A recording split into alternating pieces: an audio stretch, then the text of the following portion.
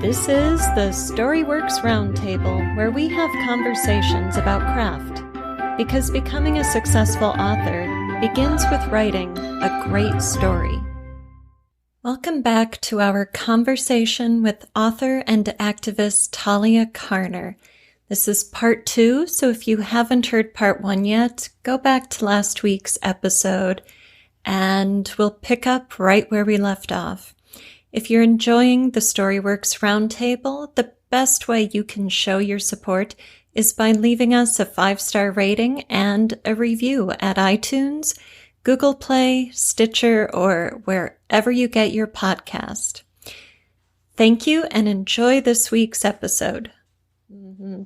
Yeah, you had asked Talia earlier if Talia, if you have themes in mind when you sit down to write. And I noticed in just the opening couple of pages of your book, your themes were already jumping out at me. Batia's desire to be a good daughter, both to her parents and to God, the coming of age, her older sisters had just been married and she's kind of on the cusp of being marriageable, and the idea of freedom. America, the word America comes up very early. Her family is holding on to that as a dream, an escape to freedom. So did you have all of these elements in mind already when you wrote that scene, or did they just sort of flow organically into that action? Probably I had them all in mind. I don't think that I articulated them as well as you are doing that now.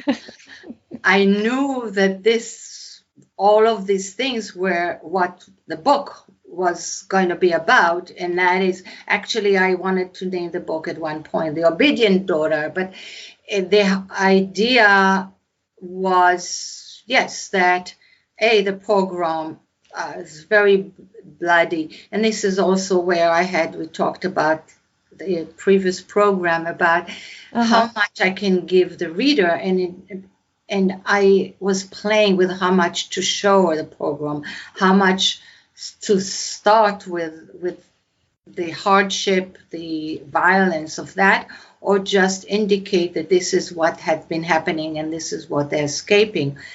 So that is in existence, and the child who is really on the cusp of adulthood, she just got her period a few months before, and she is now in a situation, the family dynamic is changing, where she feels responsible, and within a day or two, when she can be the one to work to find job at a tavern, and this is already in the prologue in chapter 1, then she now feels that for the first time, she's the one who's taking care of her parents. But we see it slightly before. Her mother is not well, so she's trying to use more of her energy to push the cart.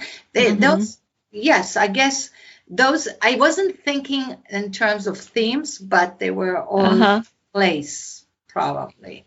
And I think it also varies from book to book. I don't think that my books have one formula. I remember in Hotel Moscow, I knew the ending because the ending is something that happened to me. I got caught in the uprising of the Russian parliament against Boris Yeltsin in October 93, and I was on a run from the militia, and I was scared like cannot believe. I imagined myself in the days of the Gulag, being thrown into jail. I was threatened with jails. And they said, for 3 days, we're going to be interrogating you and be in jail for 3 days. Why 3 days? How do they know ahead of time? There's nobody to ask, right? All those questions. You're just scared. So I knew that this was going to be the ending of the book, now called The Hotel Moscow. But how do I get there? I didn't know. So that book had a different arc. I knew some things. I knew the business experiences that my protagonist Brooke experienced. I knew that she was a secular Jew looking for identity that was not related to the Holocaust. So as a result, that was a theme that became a main issue in the book for her. Wow, that is a perfect place to segue into one of our other topics of interest, which is being an activist and an author. And a little bit of context here, your novel Puppet Child launched the Protective Parent Reform Act, now passed in a few states, and was the platform for 2 state senatorial candidates.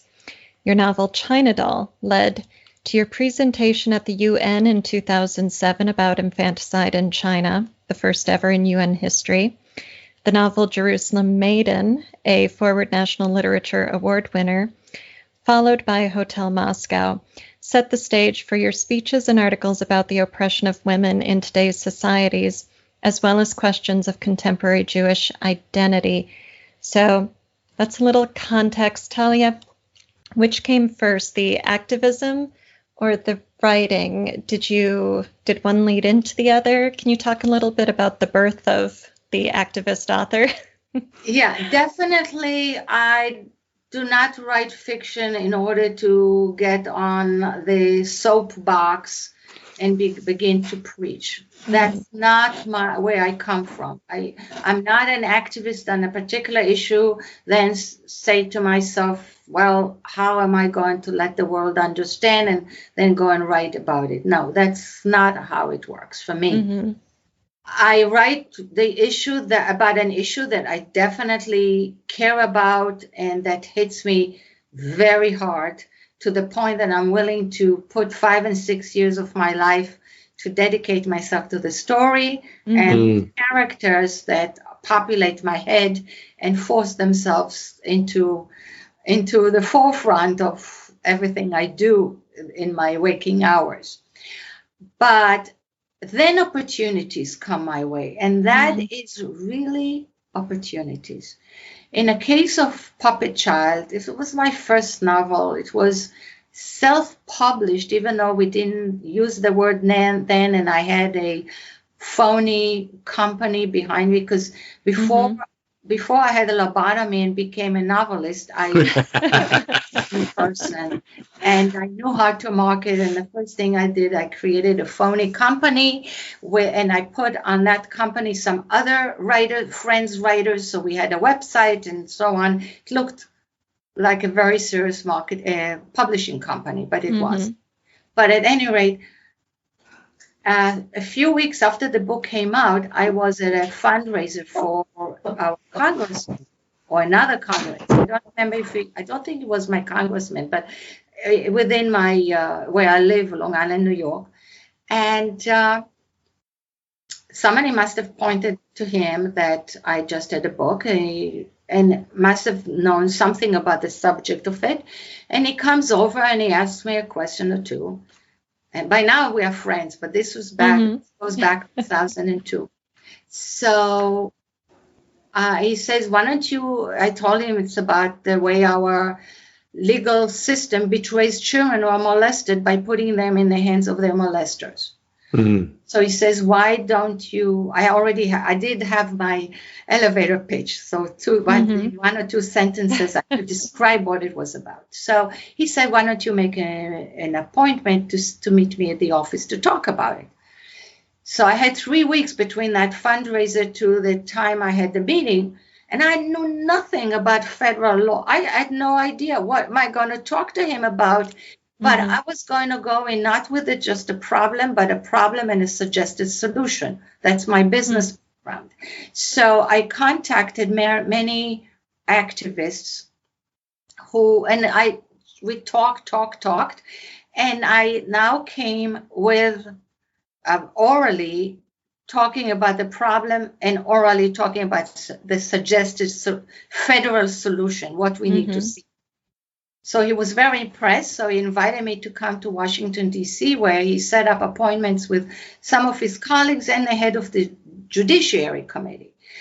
The head of the Judiciary Committee, Jerry Nadler, at that time, I don't know who is it today, I'm talking about that time, had a decade prior tried to pass a law in New York State about some divorce law, whatever. It was so poorly written that I was concerned that he said, okay, we are going to give it to our legal aids. And I didn't want him to do it because he could have messed up the opportunity by creating another law or sponsoring a law that like a decade before I was really poorly not addressing the issues. Mm-hmm. So I said, don't you do it. I'll bring you a draft. I had no idea what I'm doing. One of the activists was a lawyer by the name of Richard Ducotti, who had tried high conflict custody cases in over 40 states. And he was one of the people I'd been talking those past 3 weeks prior. And I asked him to write the law, and he did. And I added all the various clauses that were needed by that came out of the conversation. So fast forward, there were all kind of issues, but anyway, the law passed, as I said, in 4 states. So on a federal level, they couldn't pull it off. It was too soon.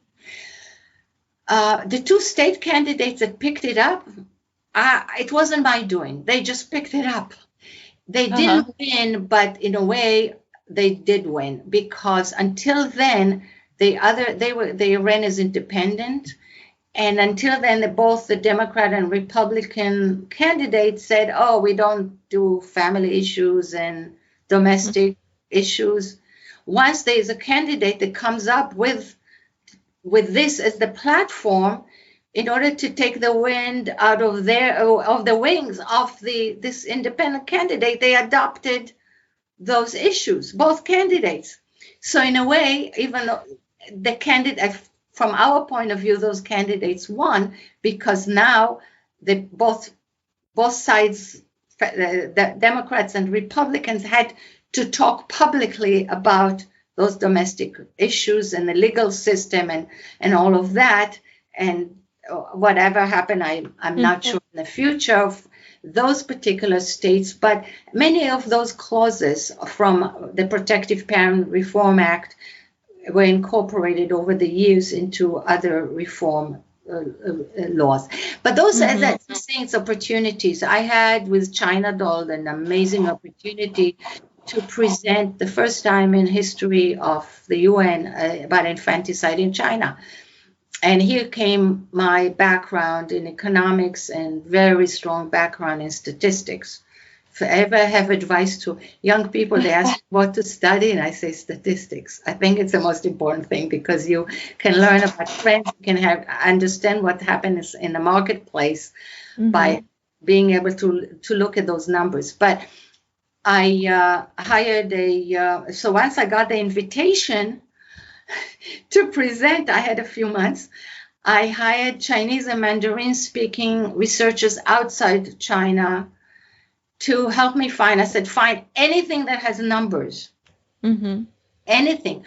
The budget for an orphanage, how many children came in and how many children left, and anything that has figures. And I stitched together an incredible statistical analysis that proves the death of baby girls in China. And unfortunately, I also did the projection going up to, I think, the year 2040 or 2050, I think 2040, where supposedly the population was going to even out, the population growth was going to stop growing. And that is on my website. And unfortunately, my projections are found to be true 10, 12 years later. It was March 2007 presented. Again, this was an opportunity, but once I get the opportunity, I do something about it.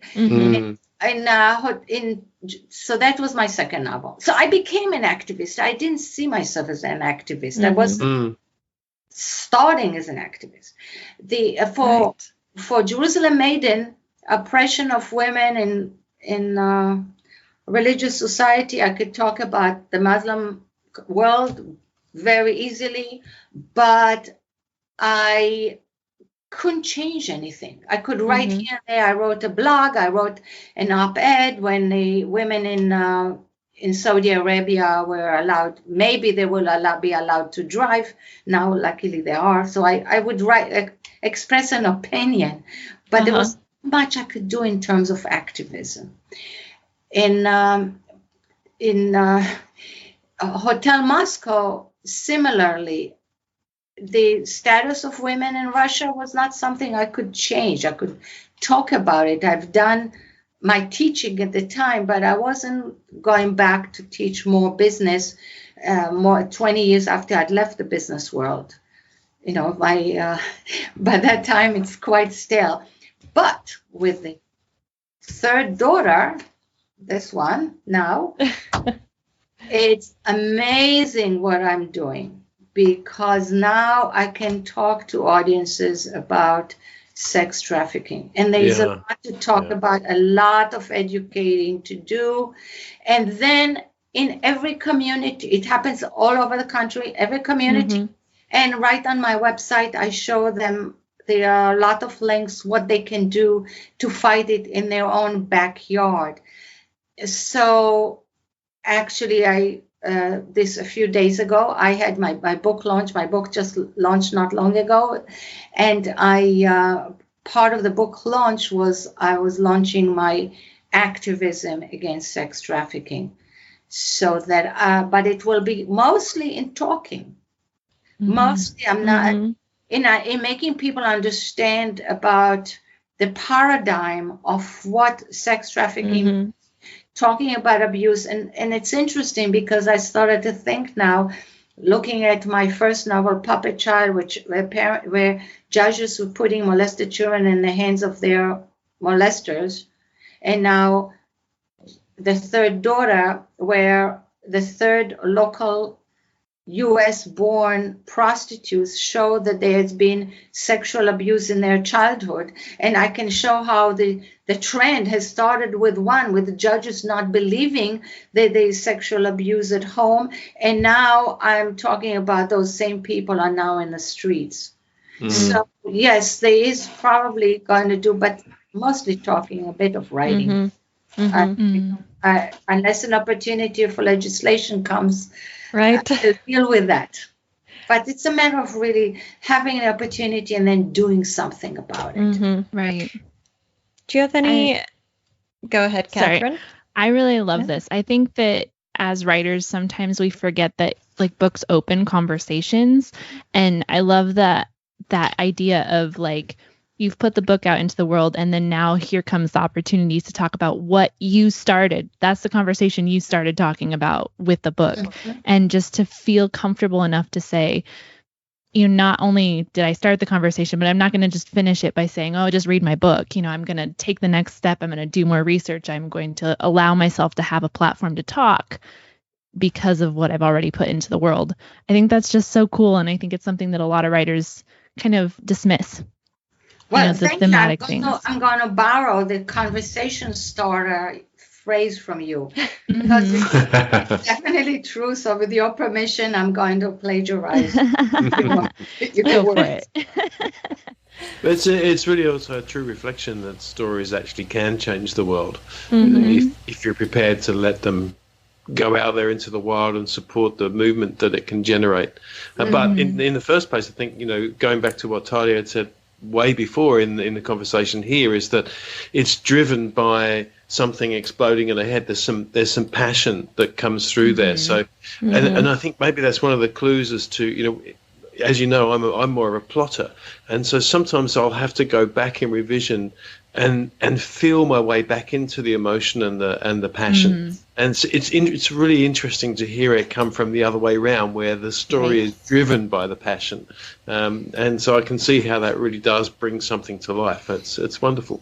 Right. Well, and you said that you're like trying to grab people's emotions and drive them through the book based on their emotions, right? And I think that if you're trying, like, it's so easy to just be like, everybody should be appalled by blank, right? But when you have to dig into a protagonist who's experiencing it, and you're drawn by your emotions and you're heartbroken, you know, even though it's a fictional story, it allows people to really feel the theme in a different way than maybe seeing a news story or reading about it in their paper. It doesn't hit us in the same emotional area, so being able to offer people an experience that, is supposed to break your heart and then make you want to do something about it is really, really cool. Mm-hmm. Do you have any advice for writers, Talia, who want to tackle an issue like a big social ill? What would you say to people who think they're ready to dive into that sort of story? I think I have more than one advice to new writers. Good. One is maturity. If it's very hard to come out, I don't know how kids do it, just go to college at 18, come out at 22, hopefully they are done fine. And they want to write a novel and they haven't had enough life experience. I don't say that it's not happening. And there are some extremely talented people, but you need to have a bad boss. You have to have a broken heart from love. You have to have parents who are at least obnoxious part of the time. Life has to happen. You need to be betrayed. You need to, I'm not even talking about going through a war zone. And even though it doesn't mean that everybody's life is wonderful, poverty happens everywhere and abuse, a variety of ways. But that still needs to be simmered. So get a day job. Start working in the real world, operate in the real world, and then write. Now, many writers start much later. Fine. Do start whenever you feel like you are ready and you have the courage and the maturity. But don't tell me that I wrote a draft and I sent it to Amazon and I got it published within 24 hours. And then you want me to read it and give it the 5 stars. I'll tell you, it's dreck. I don't know what you've written. I don't care. It does not happen. So no matter what age you are, I can say, in my experience, I read my own and edit 40, well, Jerusalem Maiden was 80 times, but the third daughter probably no more than maybe 40, 35 maybe to 40. But I couldn't just foresee just doing this. It's like as if you've taken some piano lessons for a month and then rented Carnegie Hall and invite all your family and you want them all to sit and listen to you in a concert.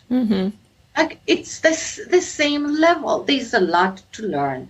So that is the second. Then now the question is what subject you want to tackle. And many first-time writers, fiction writers, write by themselves. They like to fictionalize their own life. Right. And that means that they are one-person book because you only live one life. And you start from birth and you do until the day. And that alone is already too much because you may need to focus on specific time. But if my idea is write about what you don't know. Don't write about what you know. Write about what you don't know and learning that, which in my case, that's what I do. I learn with my protagonist. What happens? What are the emotions? What is she discovering along the way? I find that to be interesting. And that answers your question regarding tackling a big subject. Whether it's small or big, write about what you don't know and learn it. And then it becomes very interesting. I have not been in China. I mean, yes, I've been in China before, but until I was banned. But I mentioned watching them films in order to get an idea. For Russia, I interviewed people after they left Russia.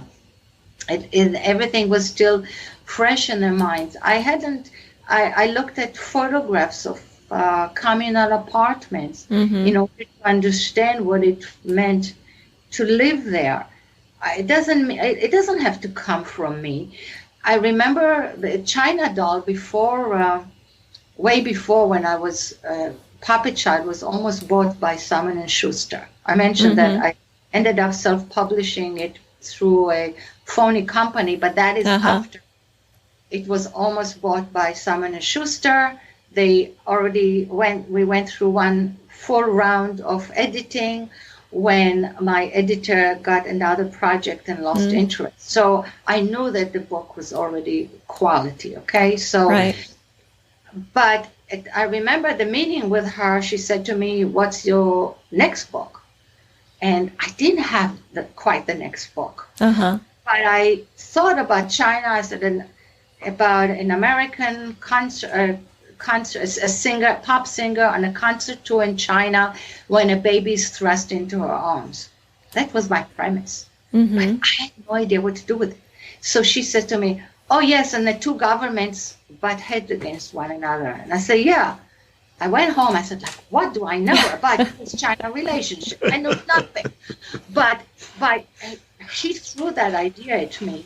So I studied. I went to lectures. I read books. I became an expert on U.S.-China relationship.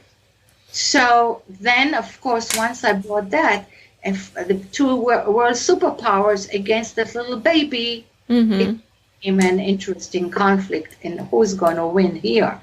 And again, going back to the tension we were talking about. So back to write what you don't know, regardless of your age, regardless of your experience, whatever is the subject you pick, just get out of your own self, bring the emotions, bring the compassion, bring the interest. If it interests you to read, if you write to you as a reader, then probably somebody like you at least would be interested. Absolutely. Well, I think we are going to wrap up the show, and I just want to remind our listeners, 35 to 80 drafts, people. So don't complain when you're on your fourth draft. Talia, this has been such a pleasure. Where can people find you? My website, my name, Talia Carner, that's spelled www.TaliaCarn, as in Nancy, ER.com. The new novel is The Third Daughter. And on there you can read the first chapter, reviews, but most importantly probably is the call for action. What can you do to deal with sex trafficking in your own backyard? Yes, so we will link to your website at our show as well, along with the show notes, taliacarner.com. And you do list quite a few resources in your acknowledgments section. And so if people go to your site, you have links to help them become an activist and help us stop sex trafficking. Thank you for listening to the StoryWorks Roundtable. Find all our shows, show notes, and videos at storyworkspodcast.com.